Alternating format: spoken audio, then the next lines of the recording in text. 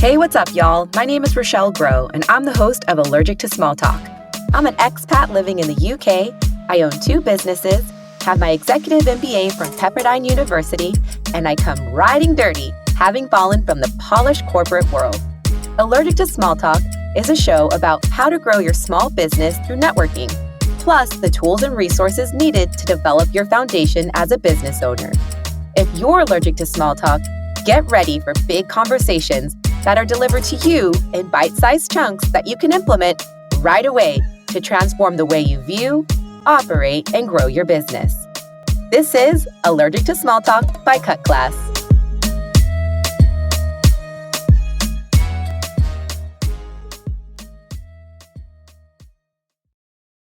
There are infinite business networking groups that exist in the world, but which one is truly right for you and your business? Hey there, and welcome back to Allergic to Small Talk. You can catch me here every week teaching you the latest tips and tools to grow your network and to grow your small business.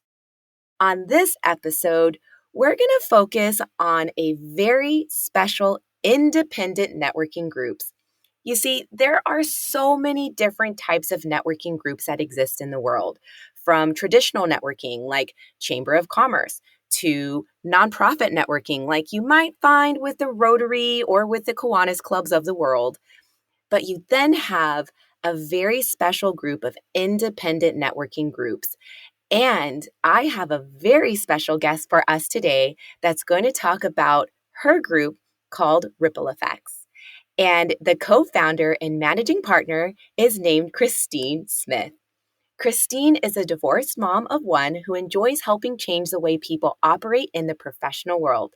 She has an engineered, artistic mind with a bartender's personality who can often be found networking with the world's most up-and-coming impactors and influencers. Christine, welcome to the show. Thanks so much for having me. So, Christine, I gave you a short introduction, but I always love for my guests to share in their own words. When people say, Christine, tell me a little bit about yourself, what do you say?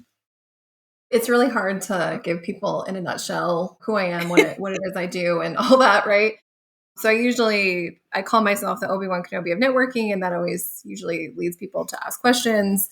And then sometimes I'll follow up and say, hey, I'm legit the purple-haired unicorn that you'll find.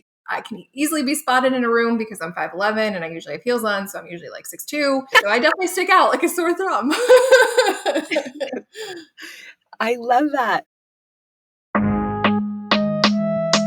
As many of you know, our team at Cut Class is passionate about helping people transition from their 9-to-5 to building a business that they love. Why? Well, I'm glad you asked. I remember climbing the corporate ladder, getting my executive MBA, and making great money and driving a fancy car. But at the end of the day, I was frustrated and miserable because I was doing everything that I thought I was supposed to be doing to hit success. It wasn't until I completely unplugged from what the world always told me would make me happy that I was able to find my genius zone and turn it into a business. I now have the freedom around time and finances that I've always wanted. So if you're in a similar situation where you're in a 9-to-5 that's frustrating and unfulfilling, and you're thinking about starting a business so you can control your time and finances, then let's hop on a call and let's talk about creating your new future. A link to book a call will be in the show notes.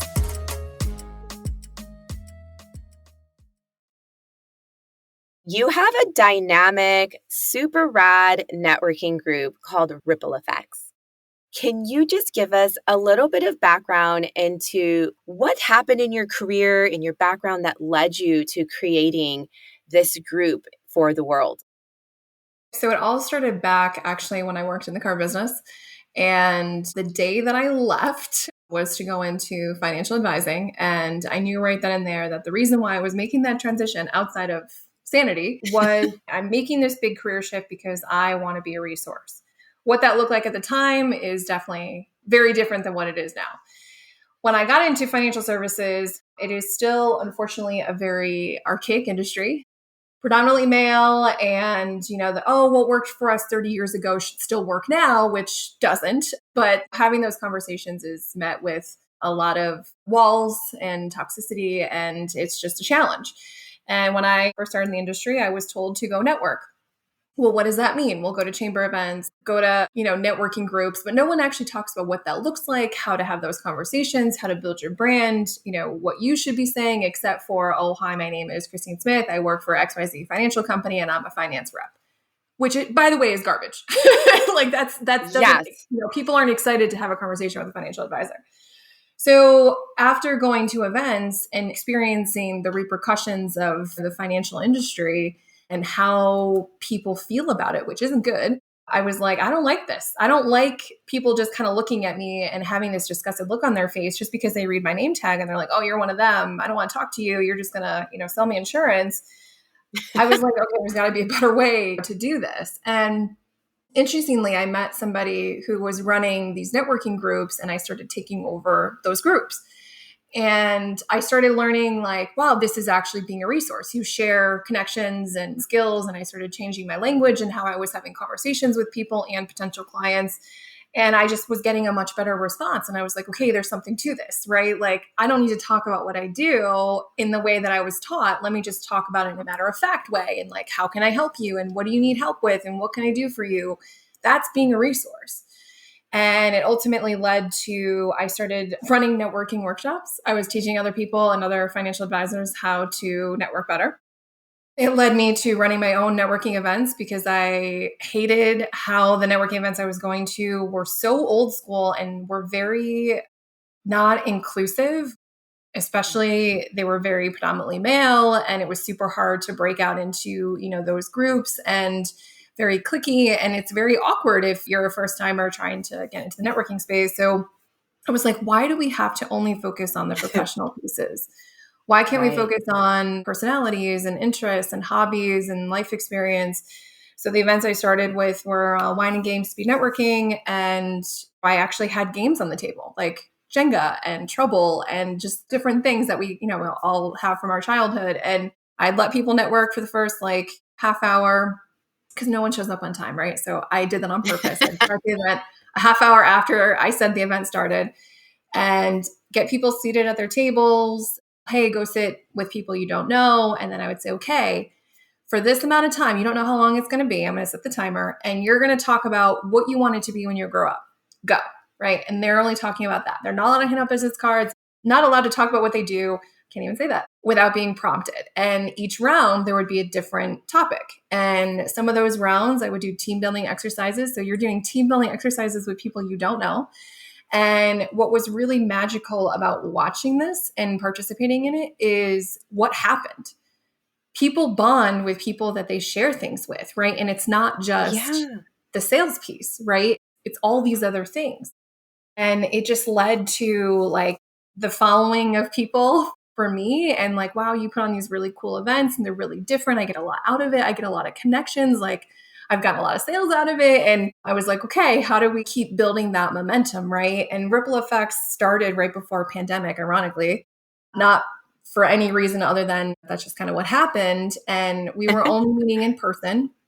I shifted the groups to virtual just because, pandemic. And I was like, hey, we're just going to do it this way, quick decision. And then we ended up having a lot of people join because of the ease of time to a degree, right? There's still time you have to commit to the groups, whether you come weekly or monthly. But the difference between our groups versus other groups that are out there, this is a support network. So we are Yeah. not only connecting people to other people, but the connections are intentional. It is not just sales connections. It's building relationships, getting your brand out there, having other people recognize you, recognize your brand, be able to talk about you in a cohesive manner on a consistent basis. Because at the end of the day, we only have 24 hours, everybody. It's just impossible to build your business 100% by yourself. I don't care who you are. I don't care what you do. If you think you can do it by yourself, then this isn't for you. You need to be in a supported environment with access to resources, skills, experience, connections that you wouldn't have otherwise had access to had you not been a part of this type of space, and it truly does have a ripple effect. The thing that I tell people is like, I'm telling you right now, when you join, you're going to experience a type of networking you've never experienced before. You will actually experience a ripple effect where you're going to get inundated with these amazing people all at once, and you're going to be like, oh my God, I've never had this happen before. This is too much. Christine, I love a lot of everything that you've just said, but something that really stood out to me was the thought that really goes into the connections that are in that room. And what I really want to distinguish for the listeners is yes, the Chamber of Commerce is great. Yes, going to focus on like a nonprofit is great because you have that commonality of whatever that nonprofit cause is, right? But there's not a lot of thought that goes into the connections that are in that room. Everybody kind of goes gangbusters and you're left to figure it out on your own. Right. Whereas with ripple effects, you guys really take the time and thought process into figuring out how can we actually set this person on fire in a good way? Like, how is it that they are going to best succeed and be supported once they join our tribe? So that is a big kudos to you guys. Thank you. So, can you talk about what are the resources that you offer in your group that is very different from a lot of the groups that exist in the world? I would say the resources are we're always trying to keep our members growing. So, what that looks like is we just started offering a monthly group that's available because not everybody has the time. Even though I think you should Right. be spending the time, people don't always have the time, right? So, those are two very different things. So, I'm like, okay, you should always be networking, but here is an option. So, you're getting at least 90 minutes a month of strategic and intentional conversations with the right tribe, right? We do workshops. So we're trying to ensure that our members are thinking a little bit differently. So there's a lot of mindset shifts that happen within our groups because people that are already good networkers can be better networkers. And how do we help them Yeah. become more efficient? And we teach all kinds of different things. And it's not just us. Like we have other speakers come in, other experts in other areas. It could be something as simple as like your LinkedIn profile. Like, hey, we need to network effectively. Do you have the right messages in your brand? Is it reflective 100% through and through? How are you saying? How is it being heard? We do all kinds of tests around that. I do fun exercises with that too. Obviously, we do the event piece. So we do virtual and we do in person events. And again, sometimes we'll have things that are structured and sometimes they're not. You know, hey, we're just going to get together. We're going to go for a walk and just talk about whatever comes to mind. And I think the other thing too is there's no pressure here. So a lot of groups have the pressure of the leads concept, which I feel like it reminds me of like school when you had homework and not everybody does homework, right? We know who those kids Yeah. were, right? You might have been one of them. Not everybody does their homework. Some of them do, and some of them do it last minute, and some of them copy off somebody else, right? Well, that still applies in the professional world, especially when you're asking somebody to do something. And when it comes to leads, well, I'm going to be the person that's going to go out of my way and finding something quality for somebody, but I can't expect that in return. And how do I know that what lead was just handed to me isn't something that they just pulled off their phone 2 seconds ago? Right. So, in my opinion, it's very misaligned when you're only focusing on the sales piece. So, we're really trying to help people open their minds to you don't know where your opportunities are going to come from. So, if you know how to have more impactful conversations, when you're in those one-to-ones, when you're actually going to events, if you're leading an event, like how do you get the most fruit out of the time that you're spending? So every single time it's a home run, regardless if you get a client out of it, you get a client funnel, you got somebody that's going to cheer for you. Well, that could lead and is always going to lead to more opportunity your way. So big difference compared to other groups that are out there. I love that. So, for the listeners that are listening out there, what's really key when you're evaluating handing your money over for a membership every month or every year or whatever that membership structure looks like, figure out what that structure is. Does it work for you? Does it work for your schedule? Does it work for the time that you have to give to that group?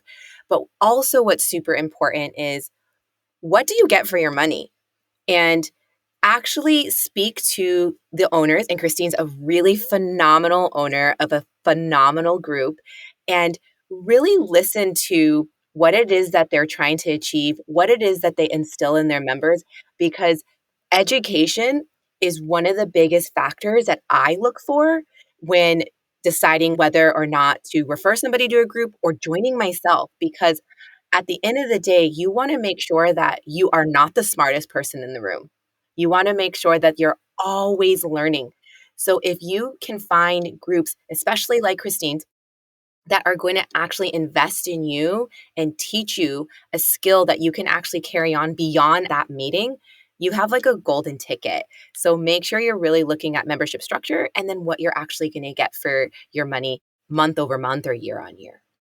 And the other thing I would add to that, honestly, something I've learned over the years is that a lot of people have this scarcity mindset, right? And it applies to any position, any job. And what I have found is you want to join a networking group that works with other networking groups, because I've noticed that a lot of networking groups will not play together at all, which I don't understand, because you Yes. shouldn't just be in one circle. And I want to make that very clear to everybody that's listening. Like, I don't want people to only join ripple effects. I want people to Hmm. join different types of groups, just because you're going to get a variety, right? Like, I'm in a mom's club.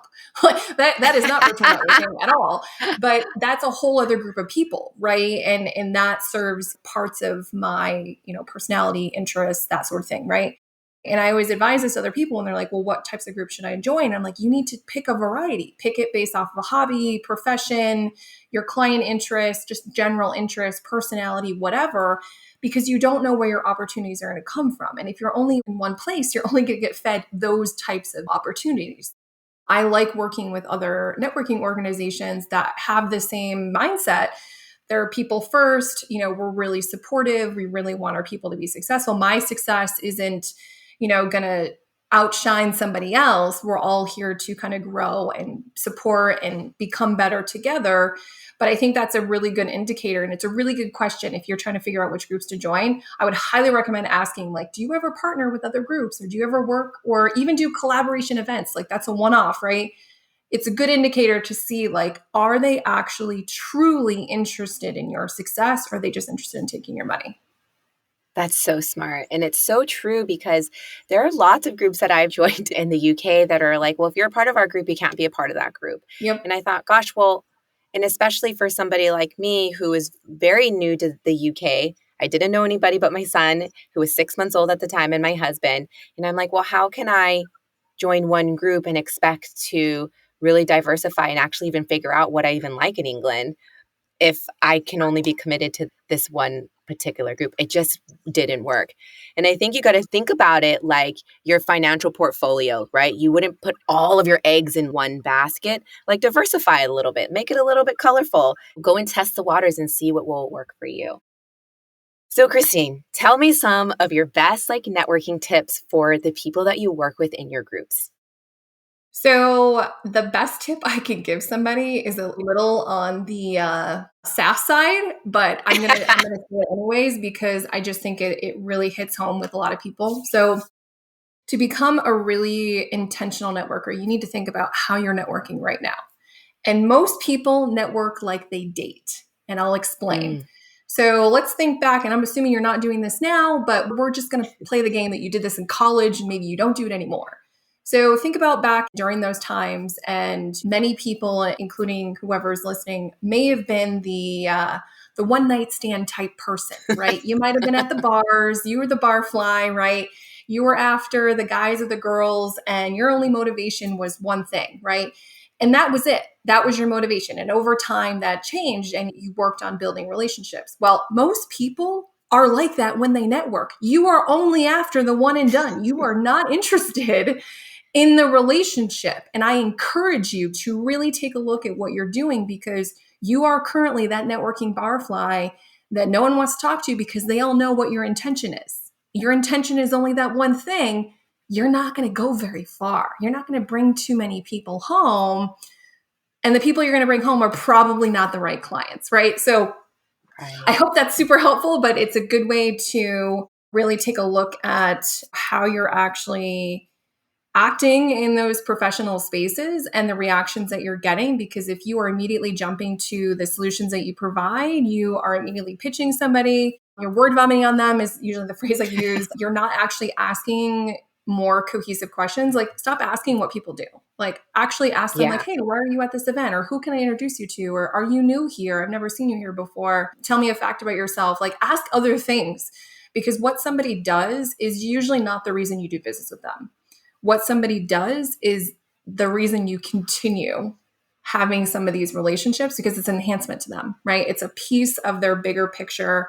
And if you're only after that one thing, you're going to get that one result and it's going to be the same every time.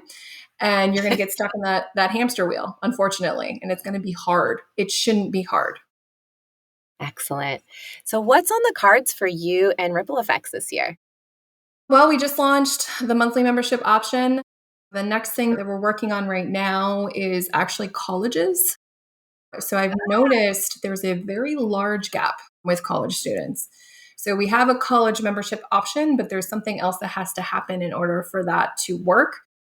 I've been having some discussions with quite a few colleges to try and figure out like there needs to be a program for a lot of colleges that actually talks to students about like how to network. Like internships is one thing, right? But having conversations Mm-hmm. with professionals and for them having the confidence and understanding of how to articulate, how to ask for things, how to ask for resources and further connections to just better their situation, I think would be extremely powerful for them. I mean, if I had learned these networking skills 15 years ago, I don't even know what that would have done for me. Just not having to fall on my face. Like we've had to learn the hard way.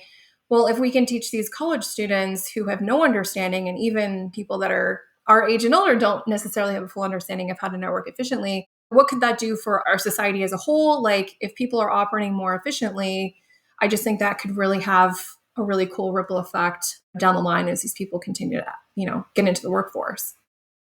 That's awesome. Well, we can't wait to see that come to fruition. Good luck with that.